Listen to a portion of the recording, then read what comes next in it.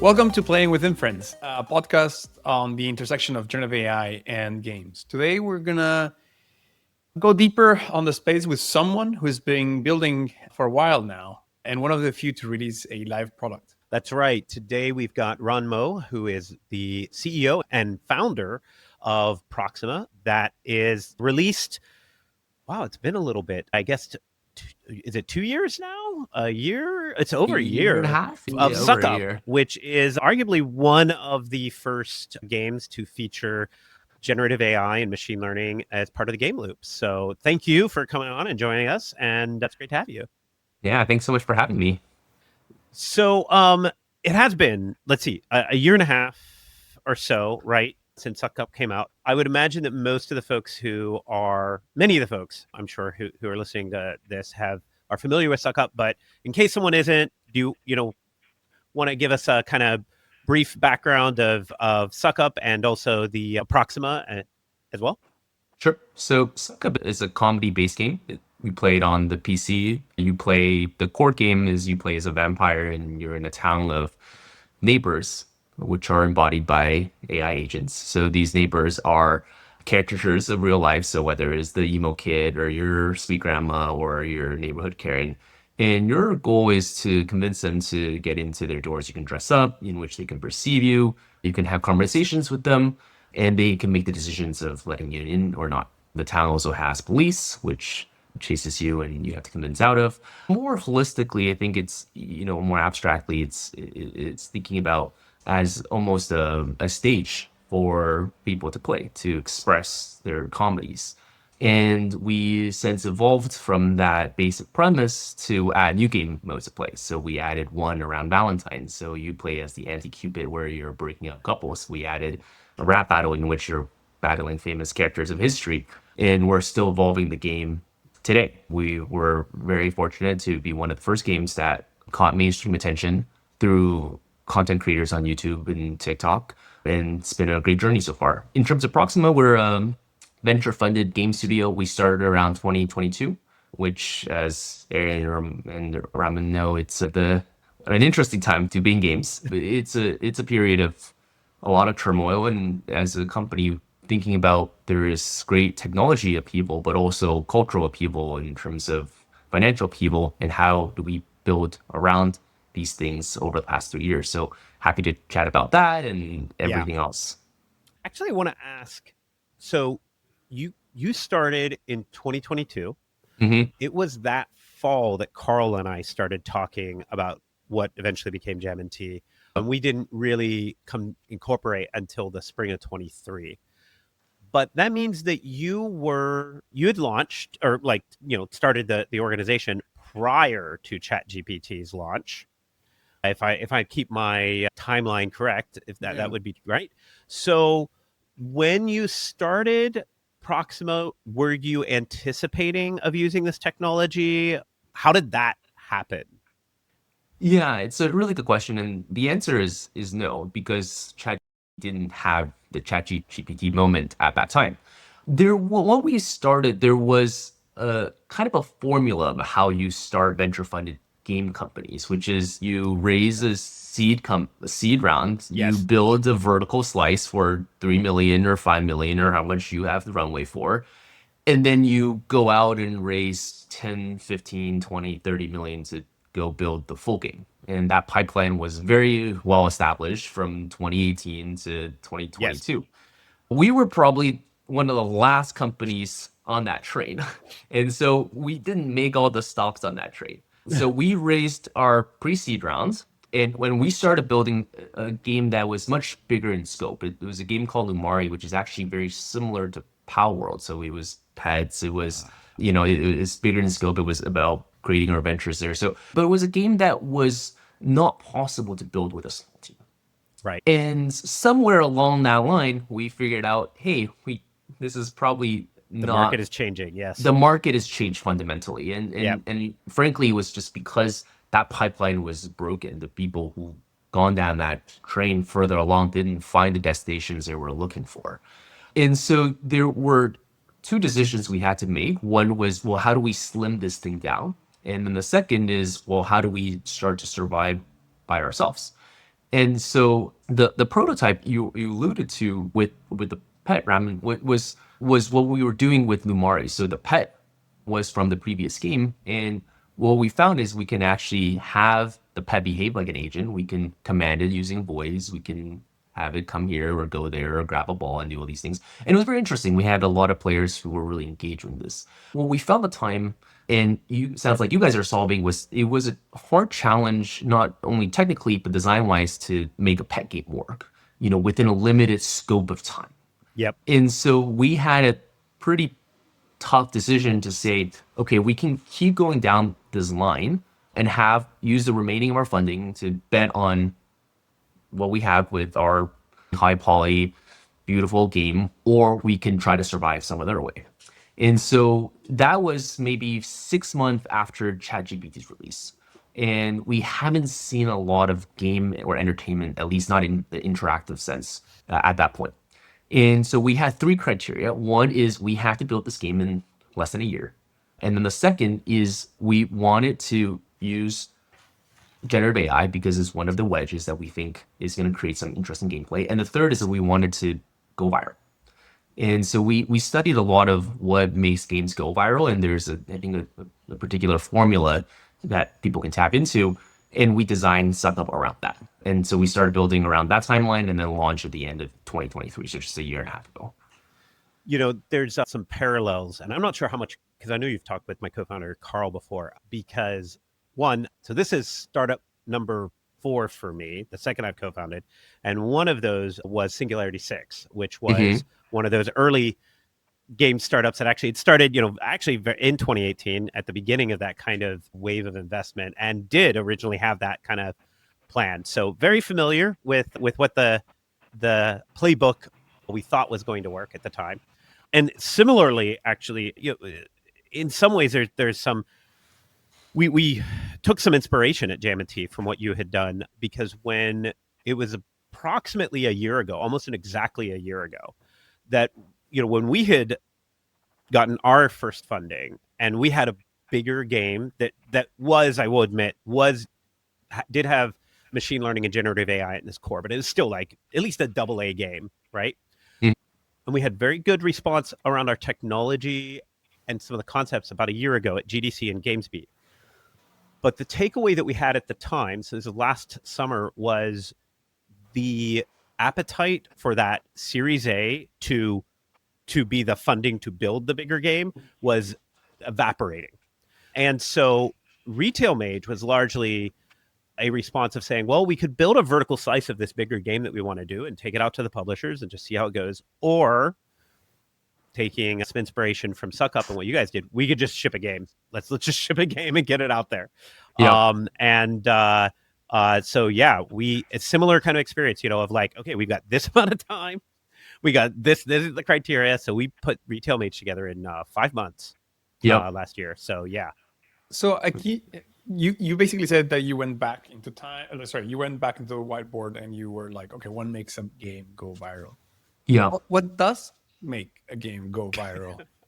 What is the secret sauce?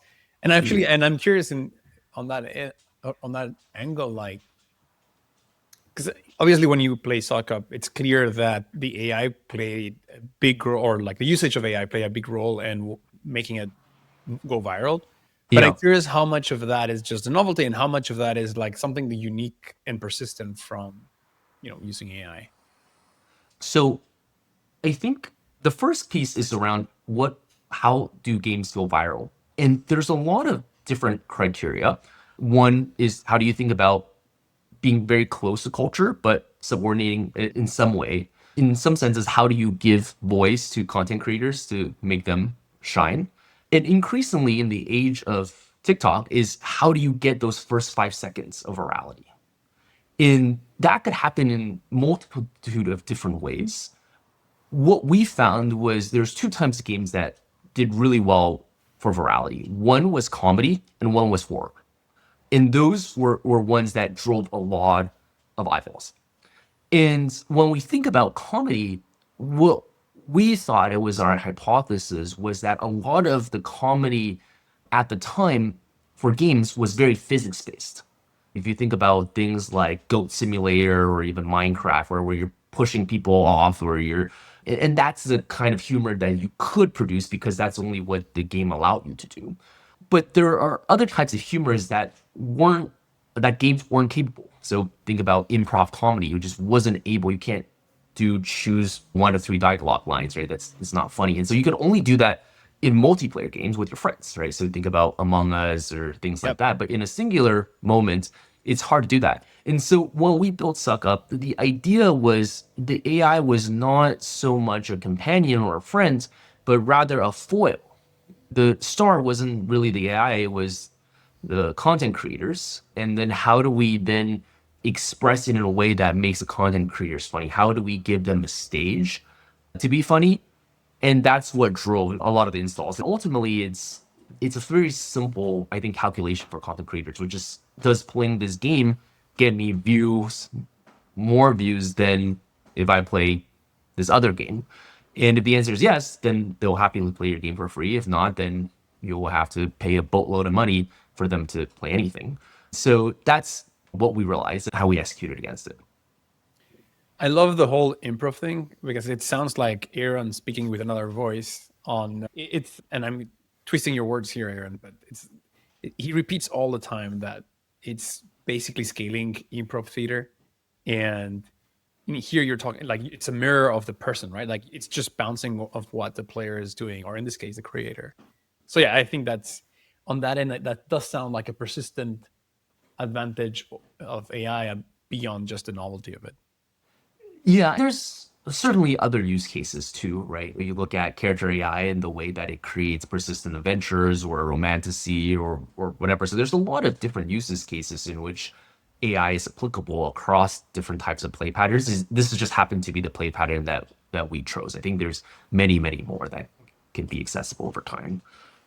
To Ramon's earlier point, do you feel like how much of it was also novelty, right? Like, because I would guess, and in Yeah. fact, this was part of our premise of like, well, what type of gameplay should we create with Retail Mage, or the project that we did, is that Yep. I don't know that if someone just took the gameplay of Suck Up and they just rethemed it, I'm not sure it would have the same viral response that you did. Like, so does that now? So maybe that's true or not. I'm curious whether you agree or whether you think that novelty did play a part or not. It's a really interesting question, and I think there absolutely it plays a role in it because it's something that people haven't seen before. I would push a little bit further to say that I think almost many games, not all games, but many games are novelties. When we looked at early Nintendo's days when they were building crazy electronic gizmos and Game Boys and so on. And so much of what they did was novelty. And people that followed, and there's tons of platformers today and other games, people are just bored of it. Things that are incrementally better, but it's like I've done this already. I've tried this already, and so what's next? And I think why gaming has been so hard to innovate against over the last years is that so much of the novelty has been discovered already in the years past. When you first played Fortnite with 100 people, when you first played WoW and all of that is novelty, right? It's just, oh my God, I'm fighting an island with 100 people. But when you play that for 10 years, you don't want to play that anymore, right? And so I think there's still lot of novelty left, but certainly there is a factor. There is a timing factor where we launched at a time when the world was curious about AI, but didn't know everything about it. And I think it was a good time. So of course, I think timing played a role in This it. sounds very similar to, I don't know if you guys listen to Conversations with Tyler or if you guys watch the YouTuber Annie Austin. He has some really funny gaming videos. Anyway, they have a podcast together. And Annie, they're talking about art and how, has video games plateaued and things like that. And he made an example of how every art form, when it first comes, there's a lot of greenfield in which you are exploring. And that's in part why maybe the best paintings or the best books seem to be in the past, because it's where all of this exploration was happening. And you could think, well, maybe the biggest explosion of exploration for video games happened in the last 30 years, and now it's a much more mature industry. But that makes me feel video games is not as constrained. It's a much more broad, it's like interactivity, right? So it's like every time there's a new technological breakthrough that changes what you can do with that interactivity, it Yes. feels to me like, well, then the form has changed yet again. And it follows, and this is a big premise of why we're doing this, it follows that there should be a lot more to explore. And, what does it mean to make a video game where now you can run semi-human like models on the fly? I think so. Yeah. I mean, time will tell that, how much that drives innovation, but I 100% buy into that, Ramon. I think it has to be that technology leads innovation, right? Because I think when you have a certain step change in technology, people start discovering all the ways you can play with that technology. And at some point, all of them are filled, right? When you have the internet, you can have MMOs, you can have first player shooters, you can have all these things. At some point, you kind of tap out of the universe of what's possible with that existing technology. And then something else comes along and, oh, wow, you could do this or you can do that. And then there's a new period of exploration. Of course, some technologies are better at creating new ways of entertainment and novelty and play than others. And so I think time will tell what AI's role is in this.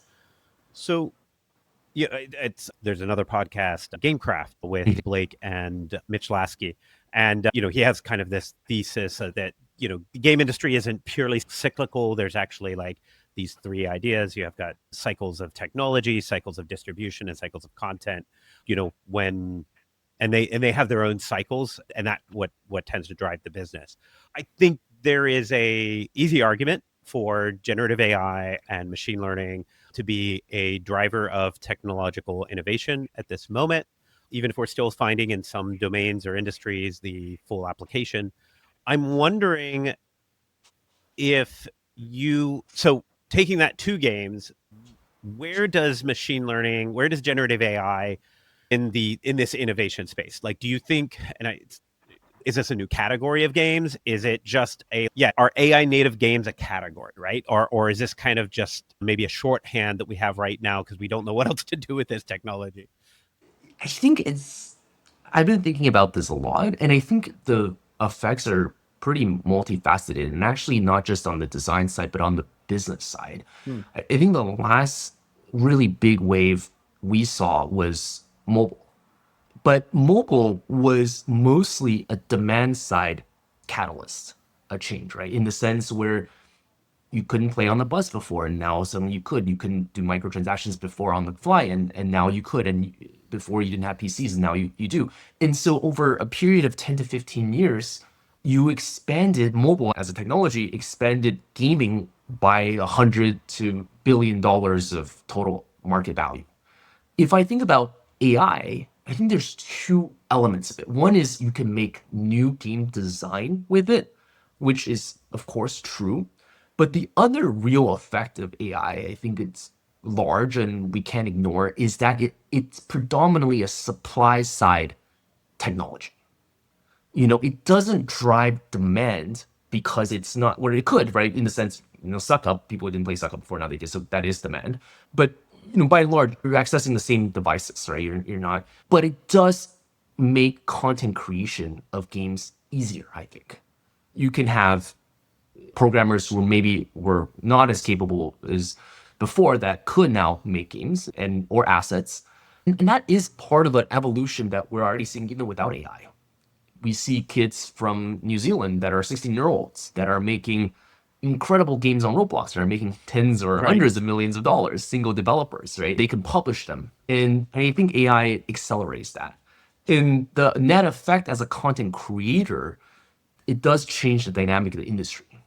And going back to why big studios like Series A, big rounds don't work anymore, I think there's a lot of these elements. And then there's a second element with which is, can we create new gameplays with AI that is different?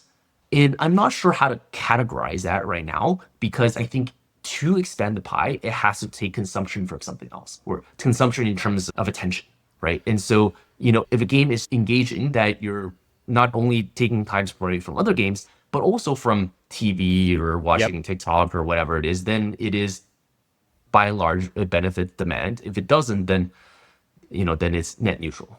So, yes, I think we're in an attention economy kind of space, right? Yeah. When I'm making games at this point, cliche now to note that like I'm competing against not just Fortnite, but Netflix, and Netflix is competing against Fortnite. And, and everybody's competing against TikTok, right? Yeah. Because at this point, almost everything's accessible on the same devices, cross platforms everywhere. So all this Yeah. content is everywhere. And the real limiter is, my attention, how much time I have. The only part that I wonder, and this is kind Yeah. of going to what Ramon had hinted at before of something I've been known to say, is that I do think, going toward the improv example you did before, is that there are forms of entertainment that have not fully made the digital, that leapt into digital, right? Have not Yeah. crossed the digital divide because Mhm. we didn't have the technology to replicate it in an interactive digital experience yet. And improv, or these kind of related set of like improv, immersive theater, tabletop role playing games, and in particular that kind of like collaborative storytelling, these sort of participatory experiences, even things, I think sometimes you can make cases for even some of the type of experiences you get at amusement parks, even where it's participatory, are difficult, if not impossible, to translate.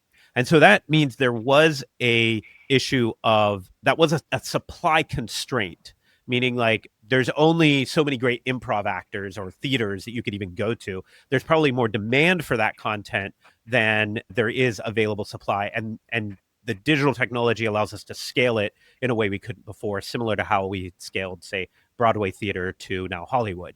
That is the way I sometimes think that how we might make the argument that if it is true that we can create new types of gameplay, or essentially new types of entertainment experiences that even further blur between games and films sometimes, that we're either drawing in new people or expanding the circle expanding the pie in some way.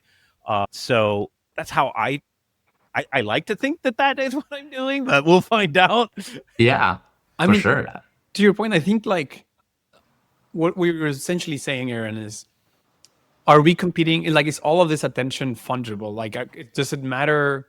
Are we competing for the same budget of attention? And it doesn't matter if it's low calorie TikTok nonsense, or if it's something educational, or you're actually doing some processing in your head, or social, right? Like, and I like to think that that's not the case. That it's like a, how to say, yes, we, if given no consequences, many of us will just eat ice cream all day every day. But at some point your body's telling you, like, you could use some salad and red meat. And that's a little bit of where I wonder if there is some variety, this desire for variety, and not just like the lower common denominator. And on that same point, like, if on the more like pessimistic view, I tend to, there's a lot of games that I don't play because I don't have the time to play. So my favorite example is Red Dead Redemption. I haven't played it, but I've watched countless hours of it, like crazy amount of Red Dead Redemption. And the way I frame it is like I'm essentially microdosing Red Dead Redemption, because it's like I don't have time, but I wish I could. So I'm just like fantasize that I'm playing this game through someone Yes. else's. And that sort of fills the gap. Like, that's basically what I think a lot of the creators are providing, right? Like, they're essentially Yes. giving this micro dosage of games so that you can sample a lot of these game experience without the interactivity, which maybe there may be a way of doing that. But anyway, yeah, there's some sort of like micro dosing happening for a lot of these games. Absolutely. I think 100% I agree with you. When I bought Liberty City, I heard it was amazing, and best expansion ever. I bought it when it came out, and I've never played it. And every time I try, I just can't get over the hump of relearning every system and finding time and sit down for 15 minutes to boot everything up and read through all the, and yeah, I could just watch a TikTok about it, and I wonder if, and it is a central question of the junk food that people are being fed, which are short form videos, whether that percolates into gaming, and whether we have an opinion of one way or the other. I think we all share similar opinions here. I wonder if it's almost relevant, because that's where the world is at, right? One of the games that I saw that's really taking off on Roblox, and I played it, And it's a good game. There's a trend on TikTok called the Italian brain rot. I'm not sure if you guys seen it. Yes, It's just nonsensical words with AI generated, and then another use of AI, randomly yes. generated. It's like Bombadini something something, right? So this Yeah. cappuccino assassin, and people love it. It's addicting. It's funny, and my wife watches it because I introduced her to it. And then this game, it's basically like, okay, I built the Italian brain rot, and they kind of like come up in a Congo line, like sushi on one of those platters, right? You're kind of like grabbing these Italian brain rots to your home, and then this other player is like buying Robux to steal cappuccino assassino and bring it back to their home, and they can like, and you're just like, what is this? What is happening? You know what? This thing has hundreds of thousands of players on Roblox, and it's incredibly profitable. His question is, say, hey, look, I might just, I might a curmudgeon, or is this, look, is this where the world is at today? And I have to meet the world where it is at today. And I think that's where, for me, sometimes I think about that, right? Which is we could go make Red Dead Redemption, or if we had the budget, we can, but is that where the world is at today? I think there's a market for it, but that's my question. Yeah, using Ramon's example for the food, I might be pushing this analogy too far, but yes, all the food competes against each other, but that doesn't necessarily mean that a Michelin star restaurant is competing against McDonald's, even though they are all calories. Yes. And so there may be spaces for AAA and otherwise. I think it is an interesting question because there's someone else I was talking to, and I wish I could remember who it was, where we were talking about generative AI in games. I think it was at GamesBeat actually. And the way they described it from the supply you can generate all this content, kind of blew my mind because the way they described it was, at what point does entertainment become a utility, like water? Like I'm just Mm-hmm. like, it is so available that I'm just like, I just turn the entertainment, into my brain, Yeah. right? Because there's so much content, it's so available, it's so on demand. And at first I was like, there's no way that's how that's. But then when you think about, I mean, TikTok is essentially a form of this almost practically. The amount, and when you get into other generative content too, yeah, you could see that it's like, okay, just entertain me, right? Depending even on the medium that you're interested in, right? You could be like, yeah, I want it something interactive, or I don't want something interactive, but it's essentially on demand. We have so much content. Yeah, absolutely. Yeah. I guess the difference here is for something to be a utility, it's like there's almost no differentiation for water, right? It's, I mean, I guess you can buy your Alkaline or whatever. Yeah. Most people are like, as long as it's running and it's either cold or hot whenever I want it, and I don't die if I drink it. The It's, bottled water industry, man. but I think that's a more of a convenience thing, right? It's like, yeah, I'm willing to pay $1.50 just because it's here, but do people really care if it's I this, think it that, was right? more a question just like we have been so constrained Mm, on the AAA market, how expensive these games are, how many years it takes, right? And even though, yes, there's a lot of content out there, certain types have just taken so long. And if generative AI lowers the bar, like compresses the time for us to generate and create and ship similar content, even if maybe at some point it is that level of quality, right? What happens then when suddenly that's, and I'm curious. So Ron, it sounds like you've been thinking in this space a little bit or have opinions. I I think one of the things that I learned from Suck Up, which is a low fidelity game, is it's still processing thinking. As I don't have a firm conclusion one or the other. Is the hypothesis? I think people just, especially young generations, don't care about fidelity that much. I think I want, and I keep putting my lens because I'm a millennial. So when I grew up, what made these games was, hey, look, the graphic quality got better, the worlds got bigger, so the sales got richer. In Roblox, you can do that, right? You can build these high graphic experiences today, but it doesn't seem like people care. And so the other question I have, similar to the type of gameplay and how long engaging, is really like, yes, generative AI could make these high fidelity games easier to develop, but is that the direction in which people want to go anyway?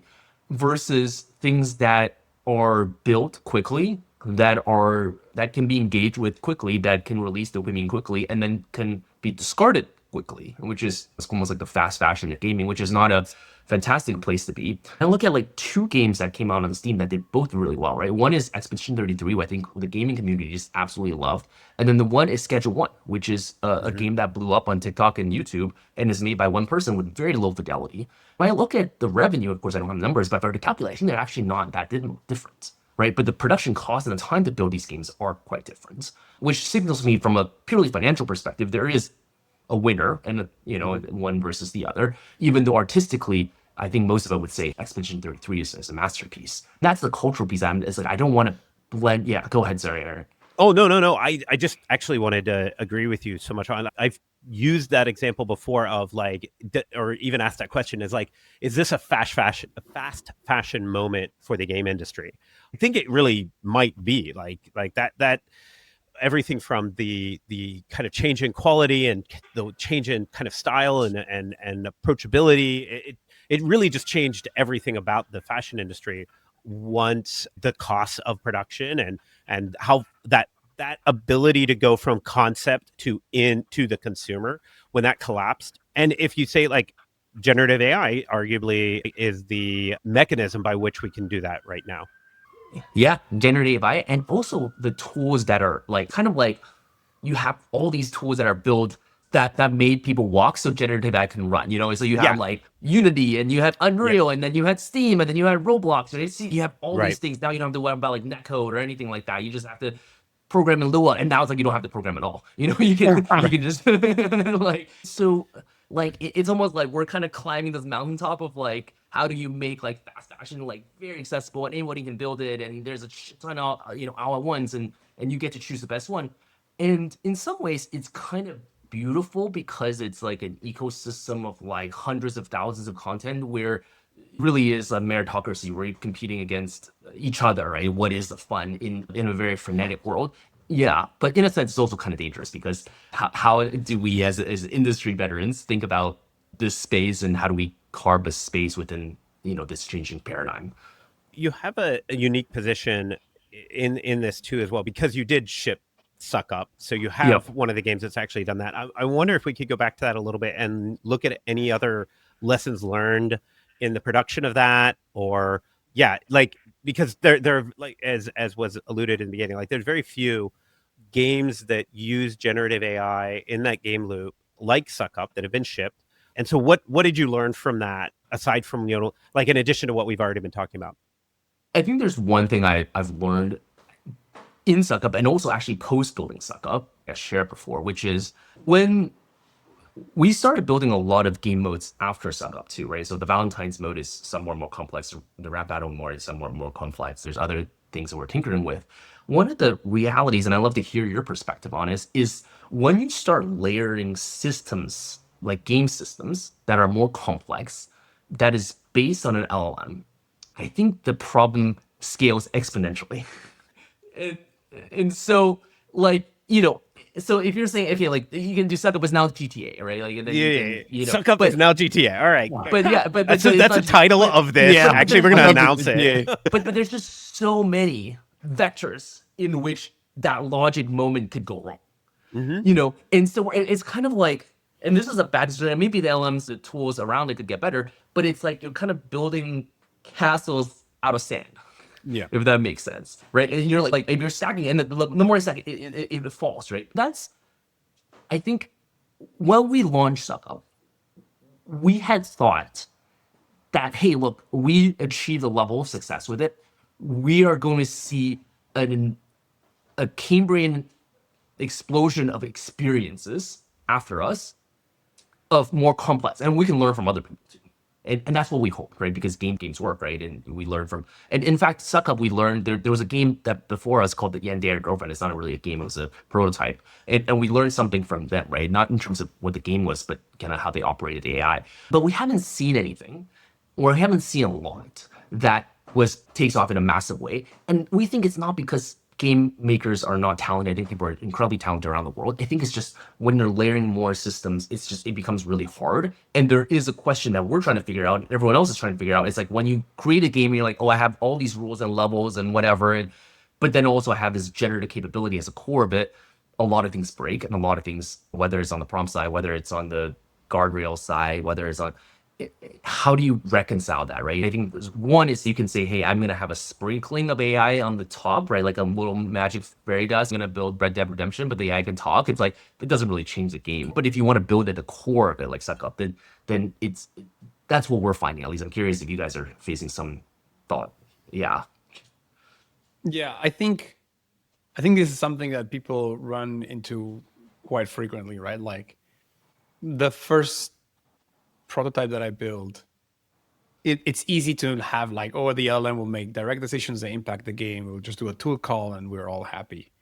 And as you said, as you expand, it becomes difficult. The LMs they're not sentient beings. They're like, they have clear limits. And it really feels like that you're building in this like castle of sands. What we've landed into is we want to make as much as possible, we want the game systems to take over, as in Mm-hmm. everything that can be done by a well-designed game system should be done by a game design system. And we're trying to have a lot of the emergence come up from more traditional low-level game mechanics. And really where we are throwing, it's not a sprinkler, but like the core loop or the core mechanic where we are throwing LMs there is we are asking it to generate code on the fly. And what this allows us is we expose basically a clear API where you can actually interact with the language, sorry, with the game. The LM still has some amount of freeform, but in the end, it's up to the games to resolve this. So it's not a silver bullet. There's still a lot of work to do, but it sort of marries a little bit of that in between the free form and the unpredictability of the LLM with having relying more on like well-designed systems to do the hard work. Yeah, I also really agree with you, Ron, on how challenging this is. I think a lot of folks underestimate it. I want to believe that at some point in a few years, maybe I don't know when, maybe it'll faster than that. As we crack some of these problems, there'll be better best practices, and we'll have like tools that we can rely on. But right now, it can be challenging because a lot of the tech demos very well. Like the first, whatever, pick your percentage, but that 80% demo or whatever is like, oh, that's amazing. And then, but man, those edge cases can really get you, right? And there is some error accumulation that needs to be considered as you have this kind of probabilistic or non-deterministic behavior, and that can then spawn other non-deterministic behavior, right?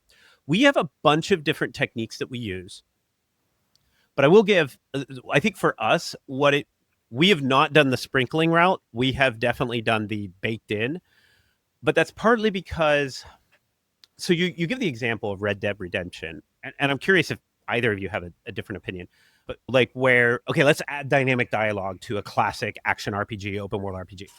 Well, the question I usually give to game designers then is like, let's say, okay, we have dynamic dialogue.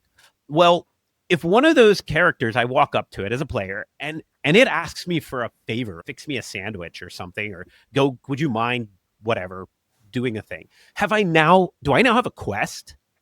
Right? Like, do I get experience points if I go do that thing? Well, if I come back, will I get rewarded in some equipment or gold? And if so, like, does that match the other objective and quest system and leveling system? How do those things interact? And I think that consequently, it has this sort of viral isn't the right word, but like kind of viral nature to it that like once it's in the architecture, almost all core game design systems have to take it into account. Yeah. And also it's a question I think of, do people want it? It's like for I think a lot of the type of play, if I'm building a shooter, I'm building a puzzle game, it's actually, I think it's kind of like not necessary. It probably burdensome. And so I think there are specific cases in which there are uses for that experience.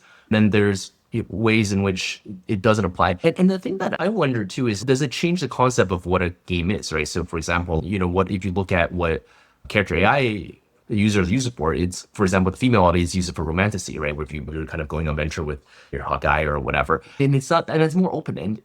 It's not really like you have a quest system, you're trying to level up. Like, Yep. there's really no point to it. I mean, it's like what Nick did with AI Dungeon, where that community has taken that game and that product is as much kind of like fan fiction sort of simulator as Yeah, well too. exactly. And is that okay? Because even in Roblox, there's a game that I remember we were looking at. I think it was a game called Brookhaven, and it was one of the biggest games on Roblox. We study a lot of Roblox just because I think it's the most fascinating frontier of kind of where game design is today. We're like, well, how do you play this game, right? How do you win? And you go on YouTube, and it's basically like I had 20 babies when I was 16 on Brookhaven, and where I was like, I like crashed his car and then stole his wife, and we're like, what is this game? How do you play it, right? But tell us what is a progression system? What is a core loop? The answer is there was none. There is no core loop. It's this sandbox Yeah. space where there's a whole bunch of Easter eggs and you can role play with your friend. And there's certain things you can do, right? Like, but it's just a space for you to hang out and dig around it, right? For lack of a better word. And it's like, is that the type of experience that is better that is not a quest system. Like there is no quest system. There's no progression or very light, right? It just changes the concept of what a game is. And I think that's probably yeah. Yeah, I mean, Grand Theft Auto roleplay is the example that I tend to give for people. Is like, I mean, it's massive. It's it's the roleplay community that pushes Grand Theft Auto 5, Grand Theft Auto up the charts on Twitch, Totally. right? And yeah, what are they doing? They're going on dates. They're being firefighters. They're like just fooling around, right? Like they're it's role playing, right? It's completely out of bed. I do think that what we may be able to do, what our goal is to some degree, is to what degree, if you take those examples, the Roblox example, and Grand Theft Auto, is that player fantasy is reflected in the game. It has some limitations of how much it's reflected in the game based on like just how dynamic the game can be. And when we can be more responsive to the players, when the system itself can talk back to them or change something, then I think the broader simulation, the broader game plays back with the players and can fulfill that fantasy greater.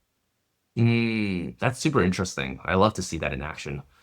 Yeah, well, we should talk more about it because that's one of our theses of like what we think this tech can bring to bear. Yeah, that makes sense. Yeah. So moving a little bit on the side, what is a different topic? What is your current priority at Proxima working on like these extensions to the SockUp core experience? We're building extensions. I think SockUp at this point it's a product that's out there and selling, and we'll probably release it on Steam at some point. And it's also a learning experience, right? When we build these game modes, we get a boost of engagement, but it's also we learn what we can do, what we can't do with LLMs. It's in a way that we have a live environment and players and so on. And I think that there's also a piece of like what do we build as the next thing, which we're experimenting on. I think one of the things I think is really interesting is the idea that I like to follow the thread of like where the technology is and what the actual use cases are today. When I look at things like character AI, where I look at things like Tollens, where I look at it, and these are in some ways products that are simpler than SuckUp in terms of the core experience, but they also find their niches somewhere where AI dungeons and so on.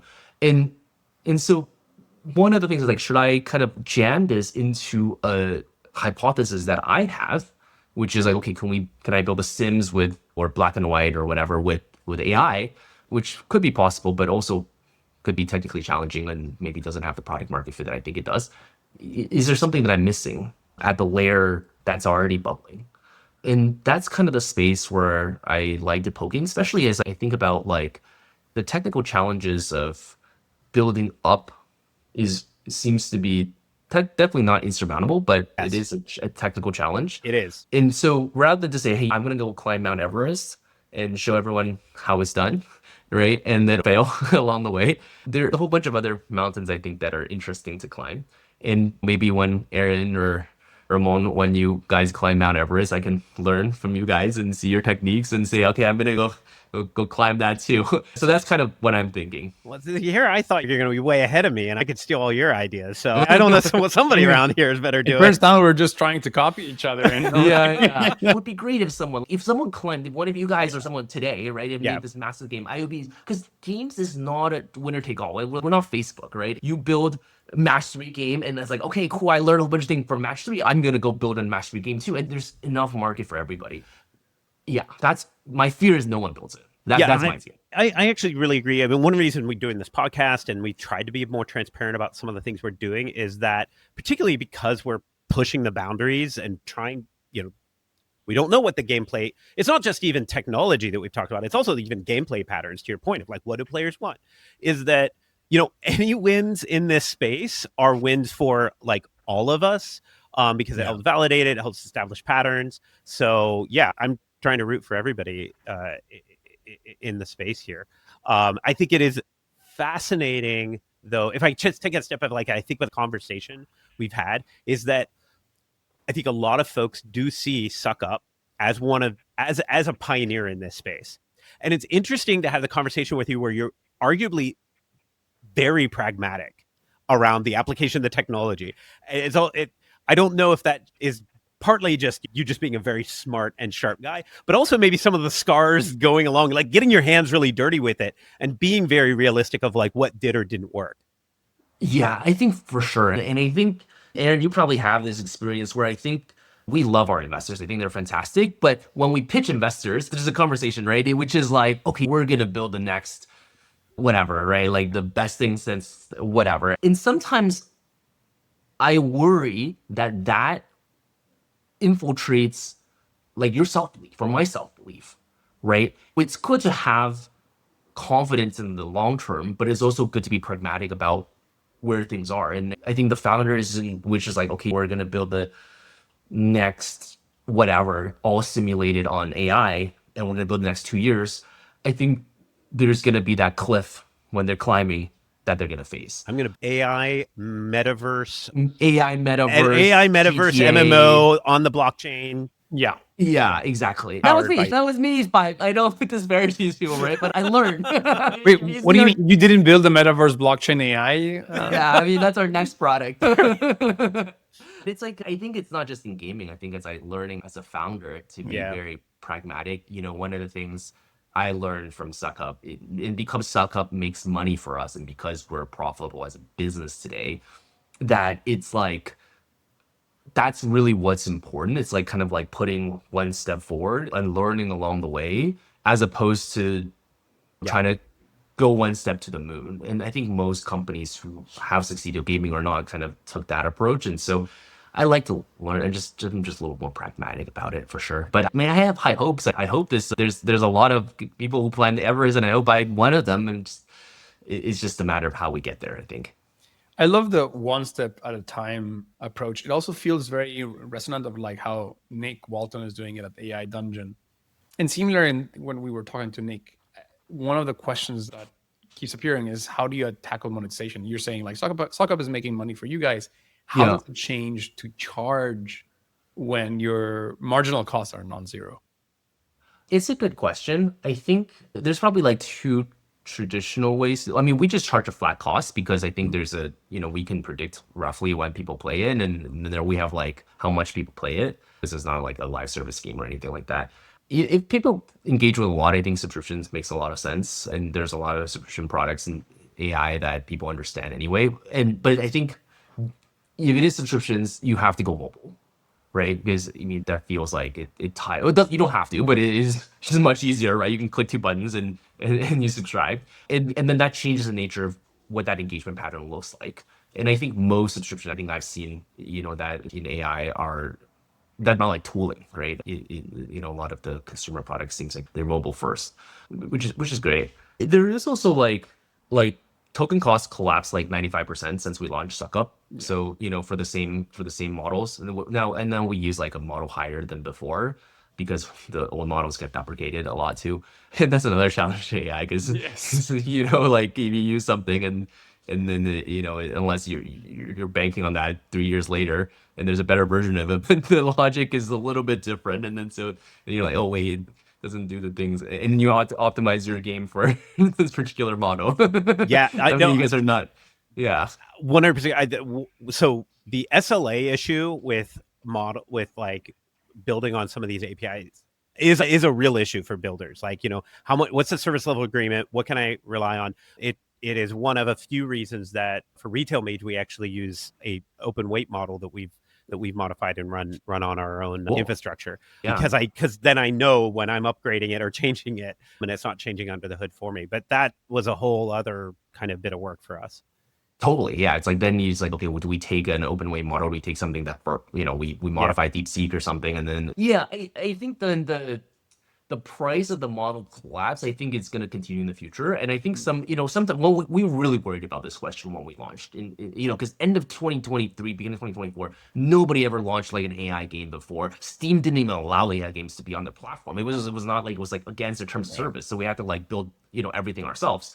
And we're like, oh my God, like what if like people just blast through this thing and spend like a bajillion tokens and we're gonna go bankrupt, and like none of those things happened, right? And the token cost just kept going down, with like of all the headaches that we had, like this was like the least. And it was just like, just don't even worry about it. Like if you build a game that is so retentive that people are burning through tokens, you'll find a way to monetize that. What I mean? But we did have people who are burning through tokens. We had a lot of speedrunners in the game, and they were just like, doing some weird things, hacking console command or hacking prompt commands, and so we're getting some of those, but they were a very small minority, or it didn't really matter for us. This was, again, like when we were launching Retail Mage, Carl would tell you that I was that voice on our team of, what are we going to do if someone spends 1,000 hours on this game? What is going to happen, right? Can we even get enough GPUs available if it takes off or whatever? It is true. Those are nice problems to have. I had a friend who calls them champagne problems, right? These are nice problems to have. But they can be very intimidating when you're trying to put everything together. Yeah, absolutely.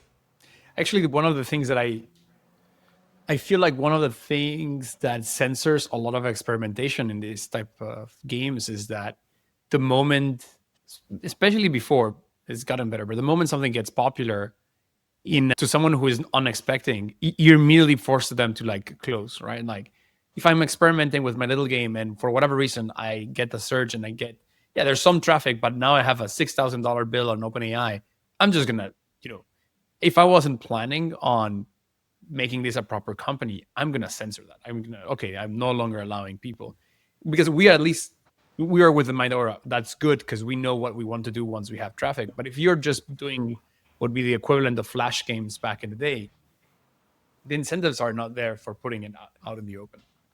Yeah, I would say though, if you have a game that suddenly got $6,000 of OpenAI credit in one day, you should message your investors to find the funding. That's true. I would say, like, yeah, for indies, like the hobbyist or the solo dev, like I could see the technology is both very accessible, but also, like there are some sharp edges to some of this stuff. Well, totally. Yeah, well, it's a little bit of what like Ran was saying, right? Like there's a lot of opportunity on the things that are bubbling down, but at the same time, it's like normally you would have like a huge distributed search space where people are trying all types of silly things, but because it's censored, people they do it for themselves and then maybe put a post, but then they don't really test it out fully on the wild, right? Like I'm not putting it on itch.io and burning tokens if I thought it was just a silly game. Yeah, and I think there are certain types of applications where, depending on the demographic, where the users are very unwilling to spend. So I know like a lot of what I heard is like a lot of the younger users who use the character AI equivalents, and there's a lot of different variations of it. They would just go from free trial to free trial, from platform to platform, because most of them are 14 to 16. They don't want to pay anything, and so it definitely depends on the demographic. And there's there's certain things that are like, if you're building a chatbot, and the standard, it's like it's free, right? Because it's free for ChatGPT or whatever, then it's harder to monetize than if you're building an interactive experience, for sure. Yeah. Wow. I'm excited to see what this space is going to be in the future. I mean, that's one reason we're in it. But there are one of my takeaways from this is that apparently none of us have all the answers yet, even those who've been working on this for a while, and we're trying to figure it out together. Yeah, it's exciting. It's exciting, and I think, and it's fun. And I just think that, the world is changing so fast, not just with generative AI, but the way that consumers are engaging with entertainment. And it kind of makes me excited, kind of makes me fearful, because there's so much uncertainty, but it's certainly a wild time for sure. Absolutely. It is changing rapidly. what's possible keeps changing. I've been at the forefront of a bunch of different technology waves. My first startup had an app in the App Store the second month the App Store was out. Very cool. Back then you could charge like $10 for like a to-do app, or something, right? Crazy. Yeah, it did not last long, but I will say we were able to do it. The technology and the possibilities we have with some of the application of machine learning and generative AI is at a speed that I've still not seen. It's kind of just insane. So I'm very excited to see what happens. Yeah. Yeah, likewise. Well, so I think it's a good place to stop. Ran, where can people reach out to you? Well, anything you wanna promote, shout out? Where can people play Suck Up? Yeah, go to playsuckup.com and check us out, and we'll always have more things to release. So check it out. Awesome. Thank you. All right. Okay. Thank you, guys. Thank you, Ran.